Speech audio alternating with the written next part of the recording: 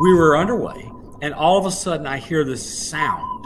It's really strange because it's clear that what is going on is something is whizzing by us, and it's moving so fast. I just can't believe it because this submarine is limited in the speed it can go by the incompressibility of the water in front of it. And this thing blew by us like we were standing still.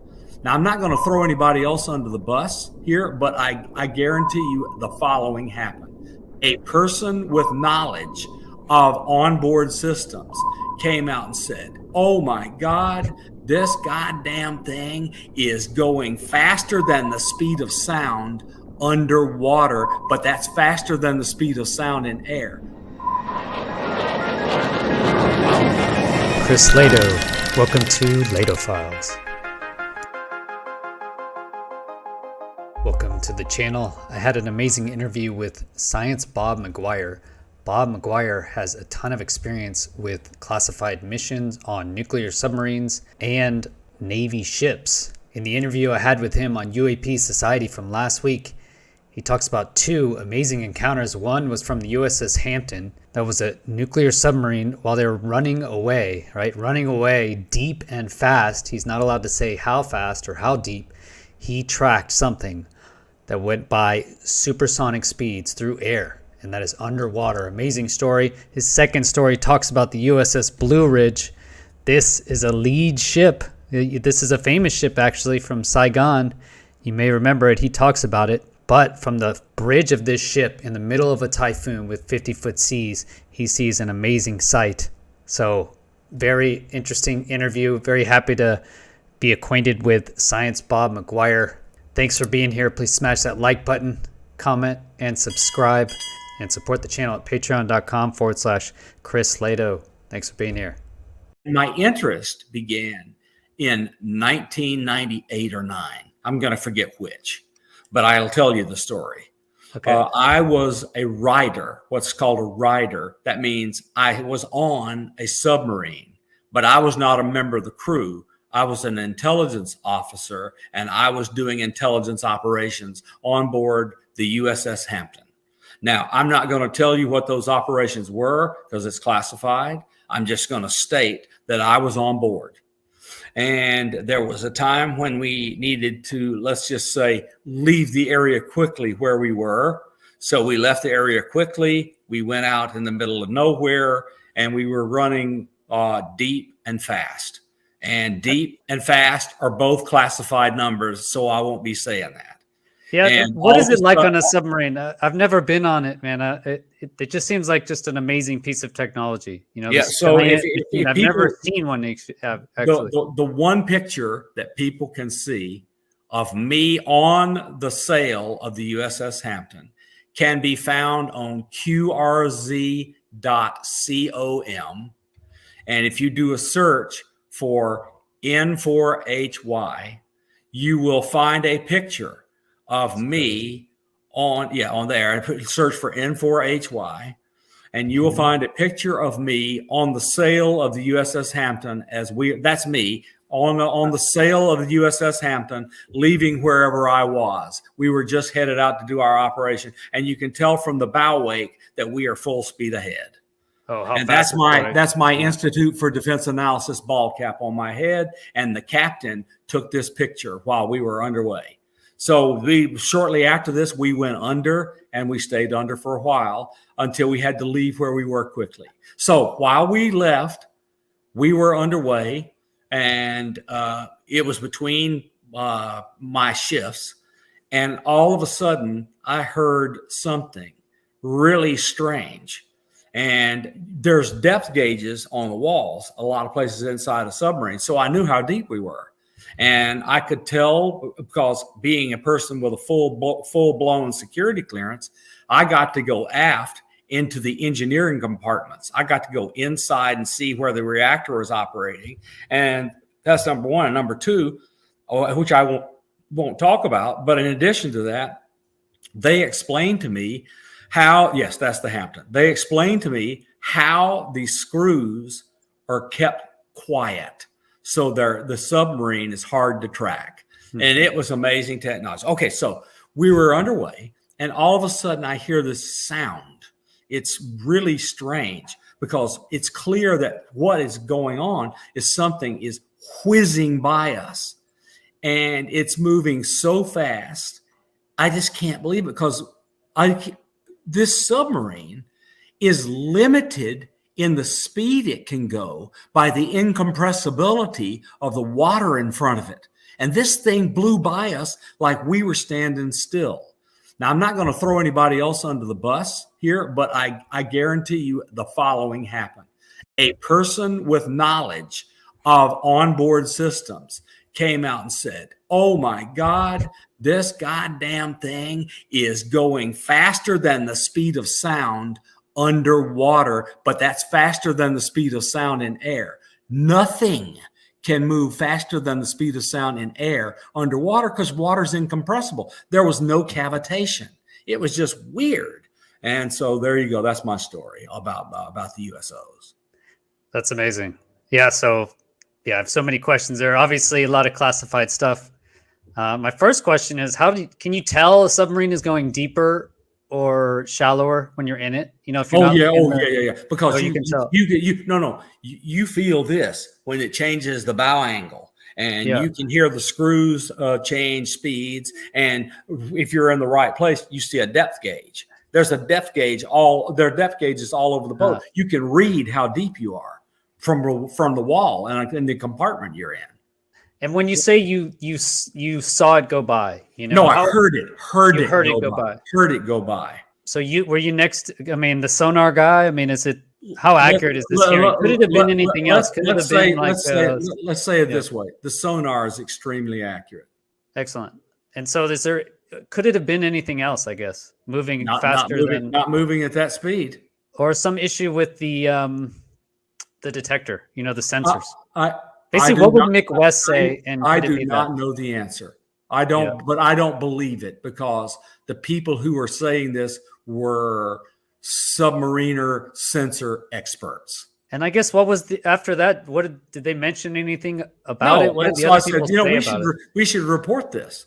Nope. Didn't want to hear about it. Didn't want to report it. Didn't want to tell anybody. Didn't want to cause any problems. Didn't want to disrupt our mission.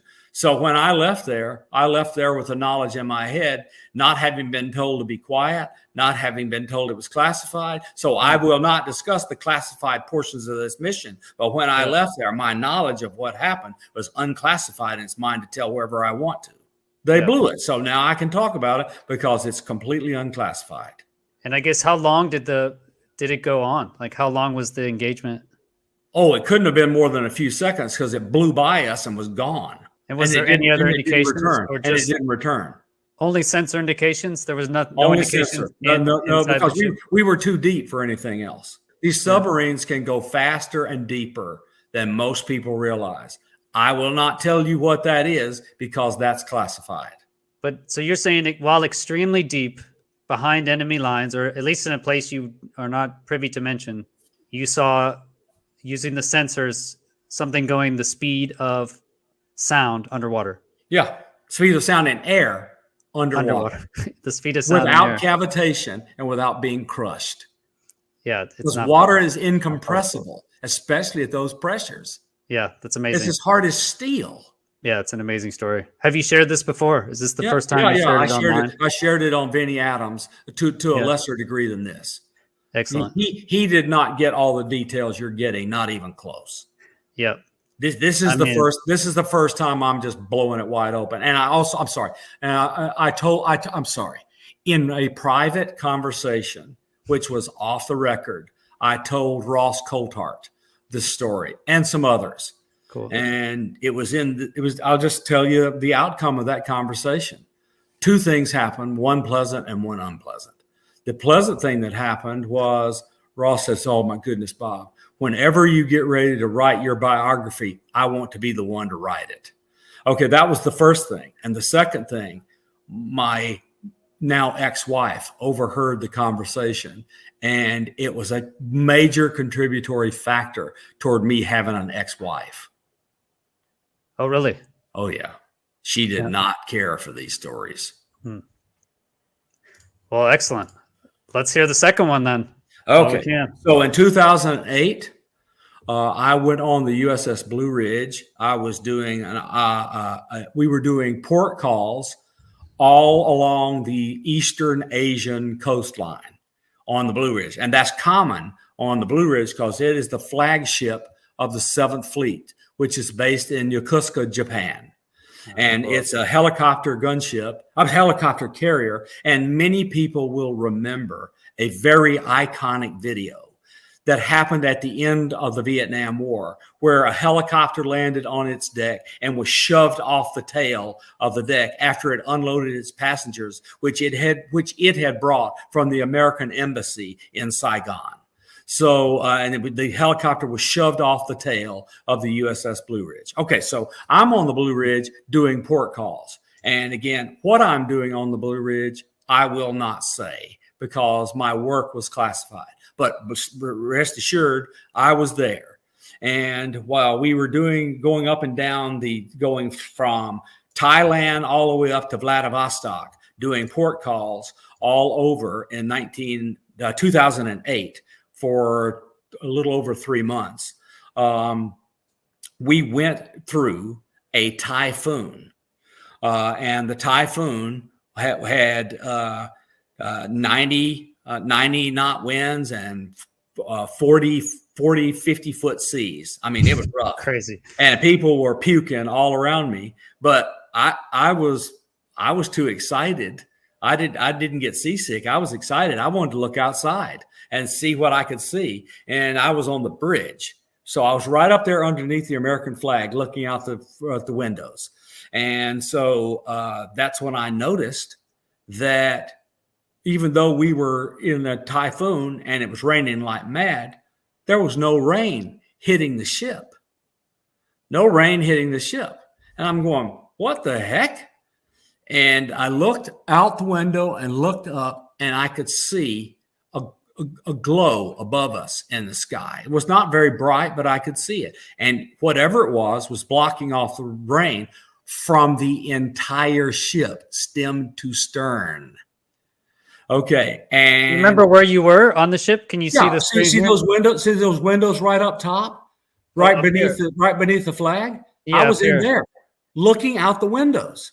Oh, cool. Okay, so I believe I was on the port side, and the reason I say that is because I took a peek outside, and I could do that because I was leeward. In other words, the winds were from behind me, and the bulkhead of the ship were blocking the winds, so I could look and I could look up easily. So anyway, it suddenly grew brighter and took off straight up, and the rain returned.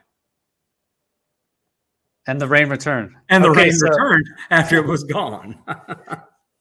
That's just an amazing story. So you're basically on this ship, which is you're up in the top there, in the bulkhead, I guess. Yep. Excellent. Is that the cockpit? Yeah, that's the bridge. Okay, cool. That's the bridge.